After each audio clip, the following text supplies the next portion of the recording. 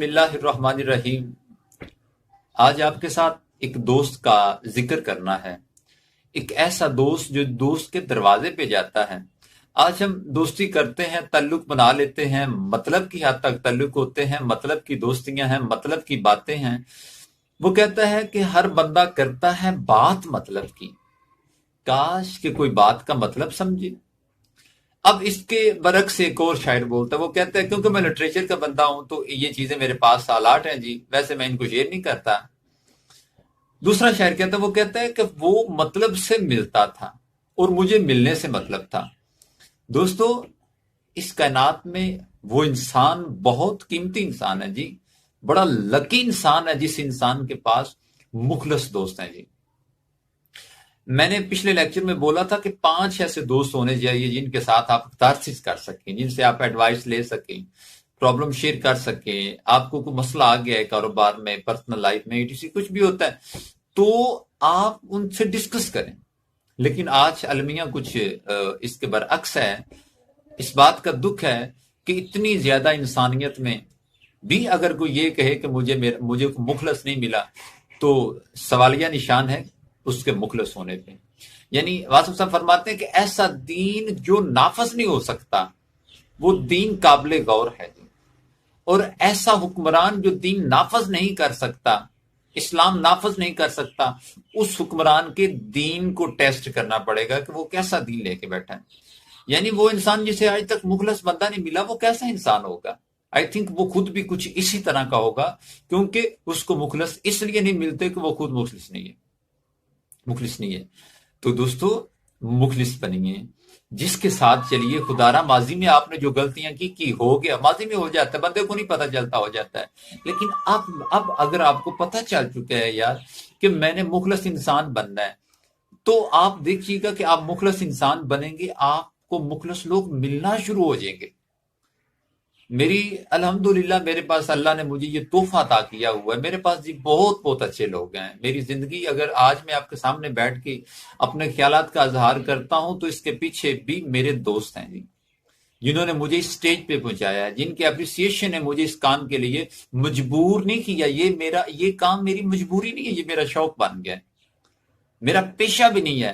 پیشن profession ایک ہو تو مزہ آتا ہے، بے لوث ہو کے کام کر رہا ہوں یہ کام، اور انشاءاللہ میں کرتا رہوں گا۔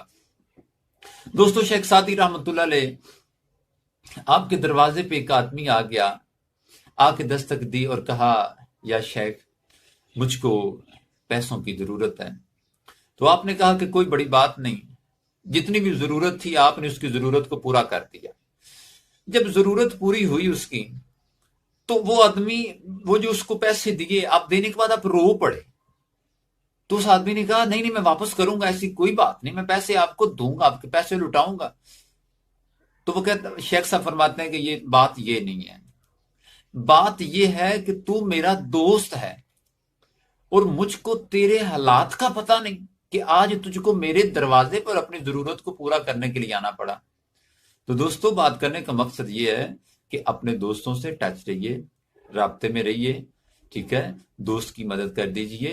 یقین جانیے دوست بہترین ورثہ ہوتے ہیں۔ بس یہ ہے کہ وہ کو بزرگ فرماتے ہیں کہ آپ مجھے اپنے دوست بتا دو، میں آپ کو آپ کا مستقبل بتا دوں گا۔ انسان کی پہچان اس کے دوستوں سے ہوتی ہے، کس طرح کے لوگوں کے ساتھ وہ اٹھتا بیٹھتا ہے، اس کے مستقبل کا بھی پتہ چل جاتا ہے۔ تو اس لیے ٹاکسس فرینڈ میں اس پہ بات کر چکا ہوں، میں اس کو بالکل نہیں ہلاؤں گا کہ وہ کیسے ہوتے ہیں، میں نے پہلے بتا دیا آپ کو۔ بس آپ اپنے آپ کو دی بیسٹ کریں، پھر انشاءاللہ اللہ آپ کو دی بیسٹ لوگ ملوانا شروع کر دے گا۔ اور اپنے اگر آپ کے پاس کوئی مزید اچھا دوست ہے تو ویسے یہاں پہ ایک اور پوائنٹ بتاتا چلوں کہ یہ جو پرسنلی تعلقات ہوتے ہیں نا، ذاتی تعلقات ہوتے ہیں، یہاں پہ نا حساب کتاب کے بغیر چلنا چاہیے۔ یہاں پہ حساب کتاب کریں تو بندہ پھر وہ دوست نہیں رہتا پاس اپنے، ٹھیک ہے جی۔